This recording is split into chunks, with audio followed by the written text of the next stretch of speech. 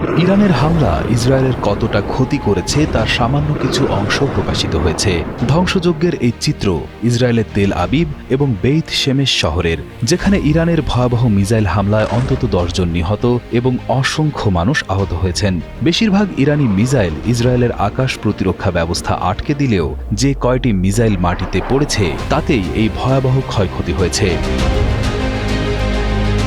কয়েক দশক পর আমেরিকা এবং ইসরায়েল যৌথভাবে ইরানের সবচেয়ে বড় হামলা চালিয়েছে, যার ফলে ইরানের সর্বোচ্চ নেতা, তার স্ত্রী, মেয়ে, নাতি সহ পরিবারের অনেকে নিহত হয়েছেন। তারই চরম প্রতিশোধের চিত্র দেখা যাচ্ছে পৃথিবীর অন্যতম শক্তিশালী ও সুরক্ষিত আকাশ প্রতিরক্ষা ব্যবস্থার দাবিদার ইসরায়েলের মাটিতে। শুধু ইসরায়েল নয়, পুরো মধ্যপ্রাচ্য এখন চরম আতঙ্কের মধ্যে দিন পার করছে। ইসরায়েল সহ আরও 7টি দেশের উপর বৃষ্টির মতো মিসাইল নিক্ষেপ করেছে ইরান। এই দেশগুলোর মধ্যে এমন কিছু জায়গাও রয়েছে যেখানে আমেরিকার সামরিক ঘাঁটি রয়েছে। ইরানের দাবি, তাদের উপর করা এই হামলা সম্পূর্ণ বেআইনি এবং বিনা উস্কানিতে করা হয়েছে।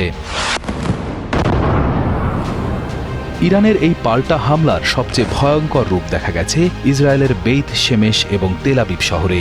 এই শহরের আবাসিক ভবনগুলো রীতিমতো ধ্বংসস্তূপে পরিণত হয়েছে। বেইত শেমেশ শহরে একটি মিসাইল সরাসরি আঘাত হানায় 9 জন ইসরায়েলি প্রাণ হারিয়েছেন। ধ্বংসস্তূপের নিচে আটকে পড়া মানুষদের বাঁচানোর চেষ্টা চালিয়ে যাচ্ছেন উদ্ধারকারীরা। ইসরায়েলের জরুরি সেবা সংস্থা MDA জানিয়েছে, তেল আবিবেও শনিবার রাতে একটি রকেট আঘাত হেনেছে। সেখানে 50 বছর বয়সী এক নারীর মৃত্যু হয়েছে। এছাড়া আরও 27 জন মানুষ আহত হয়েছেন, যাদের মধ্যে 2 জনের অবস্থা একটু গুরুতর এবং বাকি 25 জন সামান্য আহত হয়েছেন। আহতদের দ্রুত উদ্ধার করে ইচিলভ এবং সেবা মেডিকেল সেন্টারে চিকিৎসার জন্য নেওয়া হয়েছে।